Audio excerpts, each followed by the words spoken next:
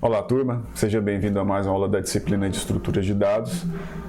Nós estamos trabalhando a construção de um tipo abstrato de dados que inicialmente é uma lista sequencial estática. Na aula anterior, nós aprendemos como criar essa lista e como liberar essa lista. Estamos construindo essa lista em dois arquivos separados. O primeiro é um arquivo que vai conter a definição do tipo de dado e também das operações de manipulação dessa lista, e o segundo arquivo é o arquivo da nossa aplicação principal, que nós vamos chamar esse tipo de dado e manipular essa lista.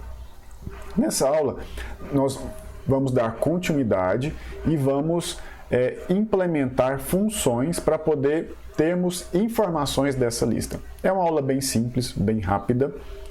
Mas essas funções para informações da lista, elas são fundamentais para a próxima aula, que nós vamos trabalhar com inserção e remoção de elementos da lista. Então, sempre quando a gente for remover ou inserir, a gente vai precisar checar as informações dessa lista antes de executar essas operações. Portanto, essas funções são simples de serem implementadas, mas muito importantes. A gente pode implementar funções para a gente retornar informações básicas de um tipo abstrato de dados, no nosso caso a lista. Nós podemos verificar, por exemplo, qual que é o tamanho dessa lista, ou seja, quantos elementos estão dentro dessa lista, se essa lista está cheia ou se essa lista está vazia. Por exemplo, eu quero inserir um novo elemento na lista. Se essa lista estiver cheia, eu preciso tratar esse erro e informar para o usuário que essa lista não cabe mais informação. Por isso que a gente precisa implementar essas funções de informação. A primeira delas é a função que vai retornar para a gente o tamanho da lista, para a gente saber quantos elementos existe dentro dessa lista. Nós vamos implementar essa lista tamanho no arquivo listasequencial.hpp. A definição e implementação dessa lista é aqui no arquivo listasequencial.hpp, mas nós vamos chamar essa função e usá-la no arquivo main.cpp. Então vamos primeiro à definição dessa função. Eu dei o nome dessa função para tamanho lista. O que essa função faz? Aqui eu tenho um exemplo dessa lista já alocada em memória e já preenchida com 3 valores numéricos, tá bom? Lembrando que a nossa lista que nós estamos trabalhando nesse exemplo é uma lista de alunos. Em cada posição dessa aqui tem nome, matrícula e 2 notas. Eu coloquei números aqui só para ilustrar, só para a gente entender como que essa função funciona. Esse espaço lista alunos que foi alocado em memória, ele possui 2 campos, quantidade e o campo dados, que é onde a gente vai colocar cada um dos dados dos alunos. Nesse exemplo aqui eu tenho 3 números preenchidos já, o 33, 23 e 16, portanto, a minha variável QTD quantidade, ela possui o valor 3, que indica quantos elementos já estão na lista e qual que é o próximo campo vazio. Para que eu preciso saber disso? Quando eu for inserir um novo elemento, eu vou checar o tamanho dessa lista e eu vou inserir esse novo elemento exatamente no índice desse vetor dados aqui, que esse campo quantidade aqui está marcando como vazio. Eu não preciso percorrer toda a lista para descobrir qual foi o último elemento inserido e inserir o próximo. Basta eu checar o tamanho dela que eu vou saber em que posição eu tenho que inserir esse novo elemento. E depois eu preciso me preocupar em incrementar esse número aqui para mais um. Mas isso não é assunto para agora, é só para exemplificar para vocês a importância dessa função tamanho. E quando eu chamar essa função tamanho, o que eu vou retornar para essa chamada é justamente o valor desse campo QTD aqui. Essa função eu defini ela com o nome tamanho lista e, como eu disse, o retorno dela é um número, então é um inteiro. E esse número vai indicar qual que é a posição vazia qual que é a primeira posição vazia dessa lista e quantos elementos eu já tenho. Então ele vai retornar um inteiro, né? Mas ele precisa receber um parâmetro. E esse parâmetro é o ponteiro para a lista.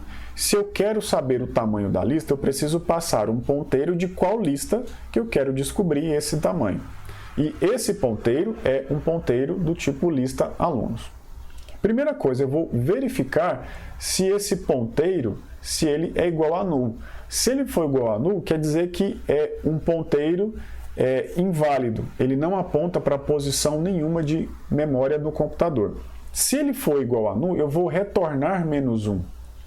-1 é um número negativo que eu vou tratar depois, lá na minha aplicação main.cpp, para falar o seguinte: olha, ocorreu um erro ao recuperar a quantidade de elementos que está nessa lista. Por que eu não posso retornar 0 aqui?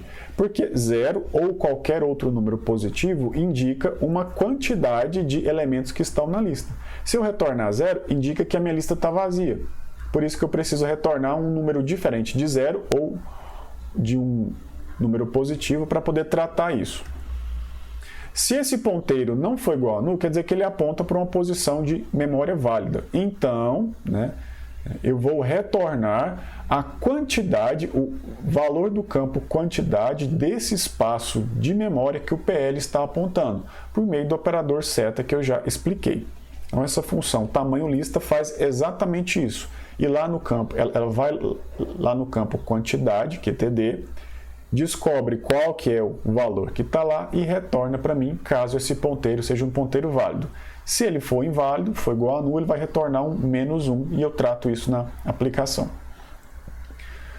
Muito bem, agora lá na função main.cpp, eu vou receber o retorno dessa lista. Para receber o retorno, eu estou declarando uma variável tam de tamanho do tipo inteiro e ela vai receber o retorno da função tamanho lista que eu estou passando como parâmetro li. Quem que é esse li? Li é o ponteiro que eu criei dentro desse arquivo main.cpp para manipular essa lista. A segunda função é verificar se essa lista está cheia. Qual que é a importância dela? Se eu for inserir um novo elemento nessa lista e essa lista está cheia, eu preciso informar para o usuário que não foi possível a inserção. Como que ela funciona? Eu tenho já a minha lista aqui, que aqui no exemplo são 6 posições, e não há nenhuma posição disponível para inserir um novo elemento. Como que eu sei que não há? São 6 posições e essas posições vai de 0 até 5. Como são 6 posições, o meu max aqui é 6. E esse 6 aqui, ele indica uma posição que não existe no meu vetor, porque a minha última posição é no índice 5. Então, se a quantidade de elementos e a próxima vaga que teria é igual a max, indica que a lista está cheia. Por isso que eu faço essa verificação. Eu verifico se a quantidade é igual à minha constante max que eu defini lá no meu arquivo lista sequencial.hpp. E como que eu defino essa lista?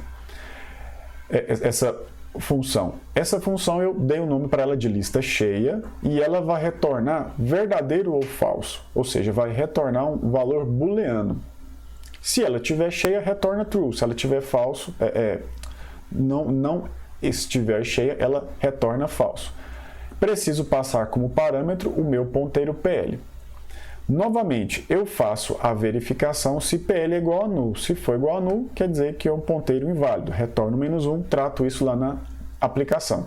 Se não for, ou seja, se for uma posição de memória válida, eu vou retornar o resultado de uma expressão relacional. Eu estou verificando se o valor do campo QTD é igual à minha constante max. Se for igual, ele vai retornar true, ou seja, a minha lista está cheia. Lá no arquivo main.cpp, eu vou receber o retorno dessa função lista cheia. preciso criar uma variável cheia do tipo booleano e ela vai receber o retorno dessa função lista cheia.